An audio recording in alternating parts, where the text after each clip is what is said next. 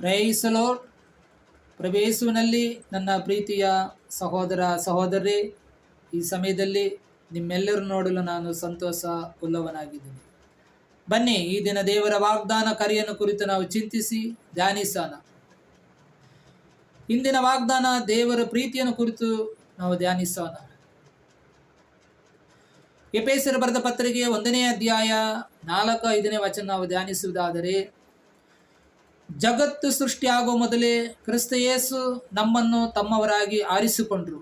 ಈಗ ಅವರ ಸನ್ನಿಧಾನದಲ್ಲಿ ನಾವು ನಿಷ್ಕಳಂಕರಾಗಿ ನಿರ್ದೋಷಿಗಳಾಗಿ ಜೀವಿಸಬೇಕೆಂದು ದೇವರು ಈ ಜಗತ್ತು ಸೃಷ್ಟಿಯಾಗುವ ಮೊದಲೇ ನಮ್ಮನ್ನು ಆರಿಸಿ ತಮ್ಮ ಬಳಿಯಲ್ಲಿ ಇಟ್ಟಿದ್ದಾರೆ. ಪ್ರಿಯರೇ, ಭೂಮಿ ಆಕಾಶ ಉಂಟು ಮಾಡ ಮುಂಚೆಲೇ ನಮ್ಮನ್ನು ಸೃಷ್ಟಿ ಮಾಡಿ ದೇವರು ತಮ್ಮ ಬಳಿಯಲ್ಲಿ ನಮ್ಮನ್ನು ಇಟ್ಟುಕೊಂಡಿದ್ದಾರೆ. ಪ್ರಿಯರೇ, ಇದು ಅವರ ಪ್ರೀತಿ ಮತ್ತು ಅವರ ವಾಗ್ದಾನವಾಗಿದೆ. ಪ್ರಿಯರೇ, ಅದಕ್ಕೆ ಯೇಸು ಸ್ವಾಮಿ ಈ ರೀತಿ ನುಡಿದರು. ಯೋಹಾನ ಶುಭ ಸಂದೇಶ 3:16ರಲ್ಲಿ, ದೇವರು ಲೋಕವನ್ನು ಎಷ್ಟಾಗಿ ಪ್ರೀತಿಸಿದರೆಂದರೆ ತಮ್ಮ ಏಕೈಕ ಪುತ್ರನೇ ದಾರಿ ಎರೆದರು. ಅವರಲ್ಲಿ ವಿಶ್ವಾಸ ಬಿಟ್ಟು ಯಾರೊಬ್ಬರು ನಾಶವಾಗದೆ ಎಲ್ಲರೂ ನಿತ್ಯ ಜೀವವನ್ನು ಪಡೆಯಬೇಕೆಂದು ಯೇಸು ಕ್ರಿಸ್ತರ ಉದ್ದೇಶವಾಗಿತ್ತು. ಪ್ರಿಯರೇ, ಇದಾಗಿದೆ ಅವರ ವಾಗ್ದಾನ ಮತ್ತು ಕರೆಯ. ಪ್ರಿಯರೇ, ಅನೇಕ ಪ್ರವಾದಿಗಳ ಮೂಲಕ ದೇವರು ತಮ್ಮ ಪ್ರೀತಿಯನ್ನು ವ್ಯಕ್ತಪಡಿಸಿದರು. ಪ್ರಿಯರೇ, ಯೆರೆಮೀಯ ಪ್ರವಾದಿ ಗ್ರಂಥದಲ್ಲಿ 31ನೇ ಅಧ್ಯಾಯ 3ನೇ ವಚನದಲ್ಲಿ ನೋಡುವುದಾದರೆ, ನಾನು ನಿನ್ನನ್ನು ಪ್ರೀತಿಸುವುದು ಅಚಲವಾದ ಪ್ರೇಮದಿಂದ. ಇದು ಅವರ ವಾಗ್ದಾನ ಕರೆಯಾಗಿದೆ. ಪ್ರಿಯರೇ, ಯೆಶಾಯ ಗ್ರಂಥದಲ್ಲಿ ನೋಡುವುದಾದರೆ 43ನೇ ಅಧ್ಯಾಯ 1-4 ವಚನ ಧ್ಯಾನಿಸುವುದಾದರೆ, ನಾನು ನಿನ್ನ ಹೆಸರು ಹಿಡಿದು ಕರೆದಾತನು, ನೀ ನನ್ನ ದೃಷ್ಟಿಗೆ ಅಮೂಲ್ಯನು, ನೀ ನನ್ನ ದೃಷ್ಟಿಗೆ ಅಮೂಲ್ಯಲಾಗಿದೆ ಎಂದು ದೇವರ ವಾಗ್ದಾನ ಮಾಡಿ ನನ್ನನ್ನು ಕರೆದಿದ್ದರ ಪ್ರೀತಿಯಾಗಿದೆ. ಪ್ರಿಯರೇ, ಯೆಶಾಯ ಪ್ರವಾದಿ 49:15 ನೋಡುವುದಾದರೆ, ಎತ್ತ ತಾಯಿ ತನ್ನ ಕಂದ ಪ್ರೀತಿನ ಮರೆಯುವುದು ಉಂಟೋ?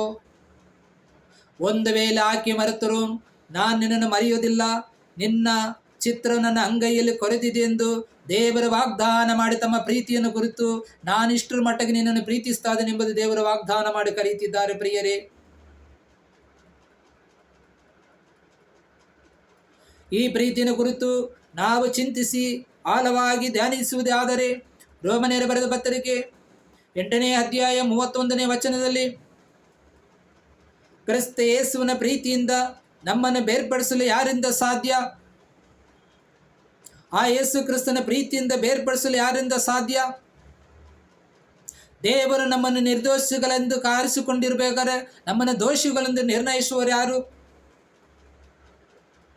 ಆ ಪ್ರೀತಿಯಿಂದ ಅಗಲಿಸಲು ಯಾರಿಂದ ಸಾಧ್ಯ?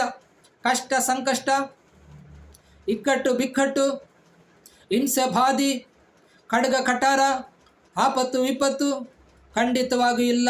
ಆ ಕ್ರಿಸ್ತನ ಪ್ರೀತಿಯಿಂದ ನಮ್ಮನ್ನು ಬೇರ್ಪಡಿಸಲು ಸಾಧ್ಯವಿಲ್ಲ. ಪ್ರಿಯರೇ, ಮೇಲಿನ ಲೋಕದಿಂದ ಆಗಲಿ ಕೆಳಗಿನ ಲೋಕದಿಂದ ಆಗಲಿ ಸೃಷ್ಟಿ ಸಮಸ್ತೆಯಿಂದ ಆಗಲಿ ಆ ಯೇಸು ಕ್ರಿಸ್ತನ ಪ್ರೀತಿಯಿಂದ ನಿನ್ನನ್ನು ಬೇರ್ಪಡಿಸಲು ಸಾಧ್ಯವಿಲ್ಲ ಎಂದು ದೇವರು ನಮ್ಮನ್ನು ವಾಗ್ದಾನದ ಮೂಲಕ ಕರೆಯುತ್ತಿದ್ದಾರೆ. ಪ್ರಿಯರೇ,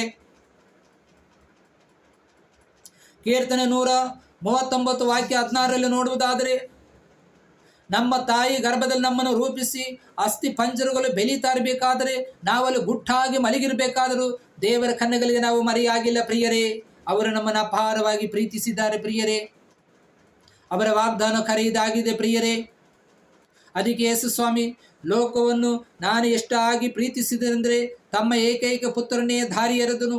ಅವರಲ್ಲಿ ವಿಶ್ವಾಸ ಬಿಟ್ಟು ಯಾರೊಬ್ಬರು ನಾಶವಾಗಬಾರದೆಂಬುದೇ ಯೇಸು ಕ್ರಿಸ್ತರ ಉದ್ದೇಶವಾಗಿದೆ. ಯೆರೆಮೀಯ ಪ್ರವಾದಿ 29:11 ನುಡಿಯುತ್ತದೆ, ನಿನ್ನನ್ನು ಕುರಿತು ನನಗೊಂದು ಯೋಜನೆ ಇದೆ.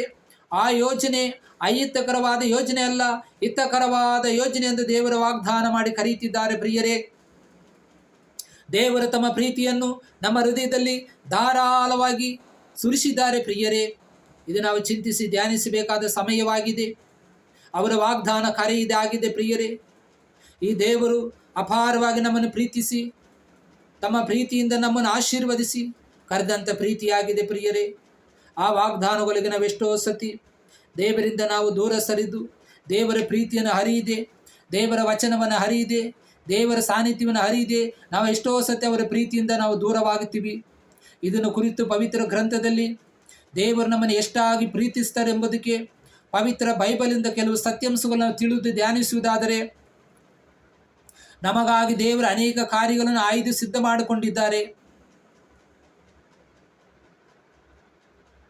ಅವರು ನಮ್ಮನ್ನು ಮರೆತು ಬಿಡುವುದಿಲ್ಲ.